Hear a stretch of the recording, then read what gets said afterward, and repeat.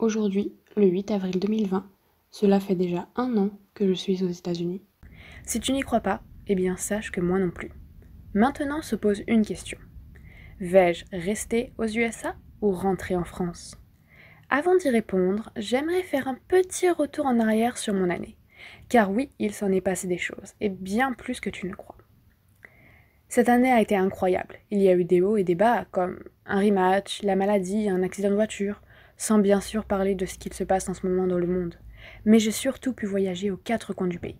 J'ai pu voir les chutes du Niagara, visiter New York un nombre incalculable de fois, Los Angeles le temps de quelques jours, ou encore Salem, la ville des sorcières, et bien d'autres endroits encore. Participer à des traditions américaines comme Thanksgiving et tout un tas d'autres expériences. Bref, une année magique. Maintenant, vais-je rester ou rentrer en France? Attention, roulement de tambour. Non, en fait, je sais pas imiter le tambour donc. J'ai juste décidé de continuer une année de plus. Et ah oui, je change de famille aussi. Alors comme tu l'as vu donc précédemment, j'ai donc décidé d'étendre 1 an de plus et de changer de famille pour mon extension. Juste avant, parce que j'entends le petit crier derrière moi et de la musique et le chien aboyer aussi. Si du coup t'entends tout ça, des bruits de fond ou je ne sais quoi, c'est totalement normal. Premièrement, on est samedi, deuxièmement, on est en confinement et troisièmement, ma chambre est dans le sous-sol, juste en dessous de la cuisine. Donc cuisine égale une des pièces de vie de la maison, donc on fera avec. Dans cette deuxième partie de vidéo, je me suis dit que ce serait cool de répondre à quelques questions. Ce sont des questions bateau sur mon extension, à savoir pourquoi est-ce que j'étends, à propos de ma prochaine famille ou peut-être des modalités de l'extension aussi. C'est des questions que je me suis posées à moi-même, hein. C'est pas une FAQ d'Instagram ou je ne sais quoi. C'est juste des questions que moi j'aurais posées si jamais quelqu'un en face de moi me disait salut, j'étends mon année. Juste avant de commencer, n'hésite pas bien sûr à me suivre sur mes réseaux sociaux et également à t'abonner à cette chaîne. Je compte partager la prochaine année mes aventures. Bref, on y va. Pourquoi est-ce que j'étends et qu'est-ce que j'attends de ma prochaine année, là où je suis de voyage, etc. etc. Tout d'abord, pourquoi est-ce que j'étends? Parce que après avoir réfléchi, je me suis rendu compte que je n'étais pas vraiment prête à rentrer en France et que honnêtement, il n'y avait rien. Il y a rien, il y a toujours rien qui m'attend en France à part ma famille bien évidemment et la nourriture aussi. J'ai pas de boulot, j'ai pas d'études à faire en particulier, du coup il n'y a rien en France pour moi pour le moment, enfin j'ai même pas encore d'idée de ce que je vais faire en rentrant. Du coup je me suis dit écoute, j'ai l'occasion de continuer, autant le faire, et puis surtout c'est une occasion voilà, qui s'offre à moi. Peut-être que j'aurai jamais l'opportunité à nouveau de revenir aux États-Unis, peut-être jamais l'opportunité de refaire au pair, je ne sais pas ce que me réserve l'avenir, voilà, mais je me suis dit écoute, c'est le moment, j'y suis, autant continuer. Et surtout j'avais cette impression que si j'arrêtais cette aventure au bout d'un an, c'était comme si j'arrêtais quelque chose en plein milieu, comme si j'arrêtais quelque chose qui n'était pas fini. Du coup c'était comme si je devais continuer, je sais pas pourquoi. Bref, voilà, j'espère que t'as un peu saisi la chose. Et aussi pour d'autres raisons qui sont que pendant ma première année, il y a beaucoup de choses dont j'ai l'impression que j'ai pas pu avoir l'expérience. Des choses basiques, mais par exemple j'ai pas fêté Noël avec ma famille la première année parce que j'étais à Miami. Enfin non, j'étais pas à Miami, j'étais à Tampa en Floride, c'est pas pareil, mais bref, je veux dire j'étais en voyage, c'était très bien aussi, mais voilà, j'ai pas vécu on va dire le réel américain, voilà, je recommence. J'ai pas vécu le réel Noël américain, voilà. J'ai pas non plus fêté Halloween pour certaines raisons. Après je sais plus, il y a des choses que j'ai pas pu faire, voilà, j'ai pas pu voir de match de baseball par exemple, j'ai pas pu voir de match de football américain, enfin voilà, il y a des choses que j'ai pas pu faire et que j'aimerais pouvoir faire ma deuxième année, et j'aimerais bien sûr aussi voyager plus. Ensuite, qu'est-ce que j'attends du coup de ma deuxième année, qu'est-ce que je compte faire pendant ma deuxième année? On peut commencer par ma wishlist voyage. Par exemple, une des choses où j'aimerais aller, c'est le Grand Canyon, c'est vraiment ce que j'aimerais faire en premier. Je ne peux pas partir des États-Unis sans avoir fait le Grand Canyon. Ensuite j'aimerais bien Las Vegas, je suis pas allée à Las Vegas, j'ai pas fait San Francisco, tu vois, je devais faire une deuxième année parce qu'il y a plein de choses de base que j'ai pas faites. Il y a aussi plein de parcs nationaux qui sont apparemment pas mal et que j'aimerais faire si l'occasion s'y présente. Et honnêtement, si l'occasion s'y présente, j'aimerais bien retourner à Los Angeles et pourquoi pas, j'avoue, à Universal Studios ou Disney, ça je dirais pas non quoi, si jamais j'ai l'opportunité, voilà. Non, après il y a plein d'endroits niveau voyage, j'aimerais bien faire un peu plus la côte est.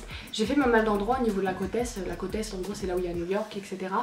Donc logiquement j'ai fait New York, j'aimerais bien retourner bien sûr. Ensuite ce que j'attends de ma deuxième année bien sûr, pouvoir me faire un peu plus d'expérience, plus de souvenirs, par exemple faire Noël aux États-Unis. J'aimerais améliorer mon anglais, donc au niveau de mon anglais j'ai les bases, je sais parler, je sais me débrouiller, mais je me mélange encore trop les pinceaux, oui au bout d'un an. Voilà, j'ai encore trop des fois des trous etc quand je parle.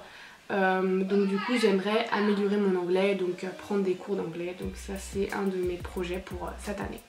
Voilà, et sinon voyage, expérience, souvenirs, me faire des potes, aller en boîte, visiter des musées, des parcs, j'en sais rien, bref il y a tout un tas de choses à faire que j'aimerais faire. Pourquoi est-ce que j'ai changé de famille? Premièrement, je devais étendre avec ma famille de New York. Ils m'en avaient parlé donc 2 mois après que j'étais arrivée chez eux, genre je suis arrivée en juillet, je crois qu'ils m'en parlaient genre fin août, début septembre. Et ils m'avaient proposé pour 6 mois. Et moi j'avais dit 6 mois c'est trop court pour moi, soit c'est 9 mois, soit c'est 1 an. Je pensais beaucoup pour 1 an parce que je m'étais dit pour 3 mois de plus, bref. Du coup ils m'avaient dit bon ok tout ça pour 9 mois. Et donc on avait tranché pour 9 mois. Sauf que au moment où on a décidé ça, c'est tombé en plein quand je devais payer mon voyage pour la Floride, un voyage qui m'a coûté très cher. Donc je ne pouvais pas à la fois payer mon extension et mon voyage en Floride. Donc j'ai décidé de payer après mon voyage. Et eux, ils ont bien sûr changé d'avis, voilà. Et j'ai appris ça en rentrant de mon voyage en Floride. Voilà. J'étais dans le train tranquillement, retour de voyage. Je reçois un message de ma LCC qui me dit « Salut Marie, tes as ont changé d'avis, ils veulent plus étendre pour 9 mois et pour 6 mois. » Et j'en parle à ma host bien sûr à mon retour qui m'avait dit que 9 mois pour eux c'était trop, qu'ils n'avaient pas besoin d'autant. Parce que premièrement la grande de 16 ans devrait passer son permis en juin. Et puis en plus elle m'avait parlé d'assurance voiture, tout ça, ça allait être cher et tout blablabla, bref, ce que je comprends aussi. Et du coup après réflexion je me suis dit écoute, soit j'étends 6 mois avec eux, soit je change de famille et je peux étendre pour plus. Et je me suis dit honnêtement, qu'est-ce qui fait que je resterai ici sur New York, bon à part le fait que j'aime le coin et la ville et tout, honnêtement cette famille j'ai pas une super grande relation avec eux. Bon à part le temps libre, j'avais vachement de temps libre, à part que j'avais un boulot vraiment de rêve, j'avais rien à faire on va dire à part conduire, donc franchement ouais ce serait vraiment les raisons pour lesquelles je reste. Et je me suis dit en fin de compte vaut mieux changer peut-être de famille, voir autre chose, avoir une autre expérience, changer d'état, changer d'air. Il y a un autre truc aussi que sur New York, c'est que je m'étais rendu compte que petit à petit, la plupart de mes amis avec qui j'étais plutôt proche commençaient à partir pour raison de rematch ou d'extension ou autre. Donc je m'étais dit bon en fin de compte, vaut mieux que je parte moi aussi, comme ça au moins c'est fait et je refais ma vie, je change d'air et je vis autre chose autre part, donc ça devrait être cool aussi. À propos de ma nouvelle famille, donc maintenant je me retrouve en Virginie, donc je suis toujours un peu dans la côte est, pas loin de Washington DC, pour les personnes qui veulent situer où est la Virginie. Donc j'ai des enfants un peu plus jeunes, il y a une fille de 10 ans et un garçon de 8 ans. Donc je pense que j'ai parlé à peu près de tout par rapport à moi et à ma nouvelle famille, etc.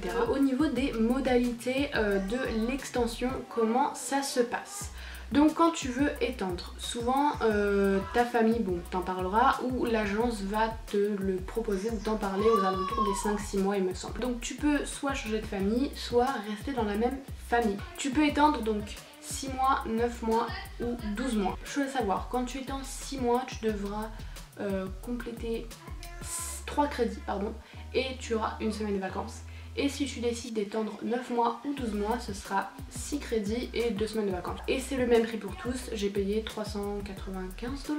Oui c'est ça. Quand tu changes pas de famille, tu remplis tous les trucs d'extension et tu payes directement. Et quand tu changes de famille par contre, tu as la possibilité de payer plus tard. Donc moi c'est ce que j'ai fait. Donc quand tu as rempli tous tes trucs etc, que tu dis payer plus tard, tu recevras un message, petite info, je sais pas si je t'ai dit.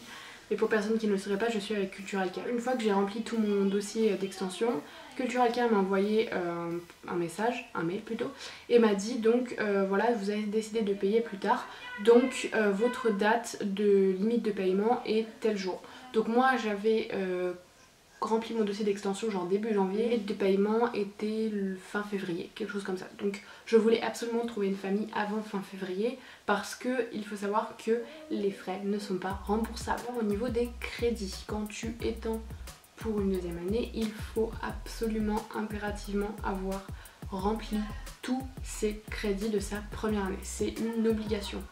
Donc, petite chose à savoir, c'est que si jamais au moment où tu remplis ton dossier d'extension et que tu n'as pas validé tous tes crédits, que tu es en train de le faire ou que tu vas le faire, eh bien tu as la possibilité de pouvoir quand même compléter ton extension.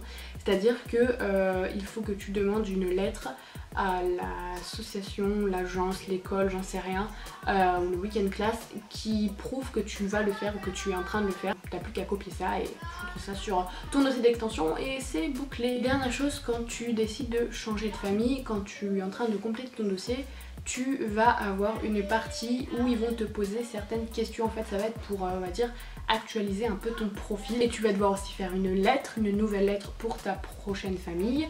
Et tu as aussi la possibilité de changer ou de rajouter des photos. Quand tu décides d'étendre et de changer de famille, tu peux avoir le choix au niveau des états où tu veux aller.